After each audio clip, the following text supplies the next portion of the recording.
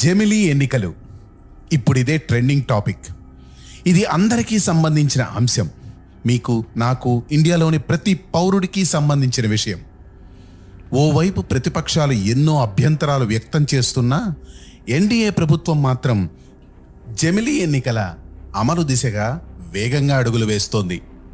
దేశవ్యాప్తంగా ఒకేసారి ఎన్నికలు నిర్వహించడం అన్నది అంత ఆషామాషీ వ్యవహారం కాదు. రాజ్యాంగ సవరణల నుంచి రాష్ట్రాల ఆమోదం వరకు ఎన్నో అడ్డంకులను దాటితే మినహా ఇది సాధ్యపడదు. దేశవ్యాప్తంగా ఒకేసారి ఎన్నికలు నిర్వహించడమే ఈ బిల్లు ప్రధాన ఉద్దేశం. లోక్సభ ఎన్నికలతో పాటే వివిధ రాష్ట్రాల అసెంబ్లీలకు ఒకేసారి ఎన్నికలు నిర్వహించాలని కేంద్రం ఈ బిల్లును తీసుకొచ్చింది. భారత మాజీ రాష్ట్రపతి రామ్నాథ్ కోవింద్ నేతృత్వంలో ప్రభుత్వం నియమించిన కమిటీ ఈ బిల్లుకు సంబంధించిన పలు సిఫార్సులు చేసింది.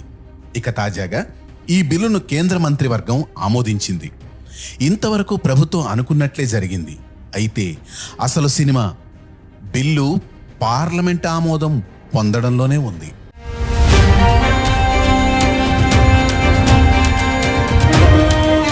జెమిలీ ఎన్నికలకు సంబంధించి రాజ్యాంగ సవరణతో కూడిన బిల్లును పార్లమెంటు ఉభయ సభలు కనీసం 67% సానుకూల ఓట్లతో ఆమోదించాల్సి ఉంటుంది. అంటే 543 స్థానాలున్న లోక్సభలో కనీసం 362 ఎంపీలు బిల్లుకు అనుకూలంగా ఓటేయాలి.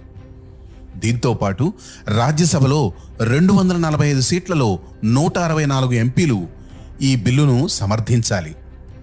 అంతేకాకుండా ఎన్నికల అంశం ఉమ్మడి జాబితాలో ఉండడంతో ఈ బిల్లుకు దేశంలోని కనీసం సగం రాష్ట్రాల అసెంబ్లీలు ఆమోద ముద్ర వేయాలి. అంటే 14 రాష్ట్రాల అసెంబ్లీలు బిల్లును ఆమోదించాల్సిన అవసరం ఉంది. అయితే లోక్సభలో ఎన్డీఏకు ఉన్న బలం 61% మాత్రమే. అటు రాజ్యసభలోనూ ఎన్డీఏకు కేవలం 38% మాత్రమే బలం ఉంది. లోక్సభలో 545 సీట్లకు ఎన్డీఏకు 293 సీట్లు ఉన్నాయి.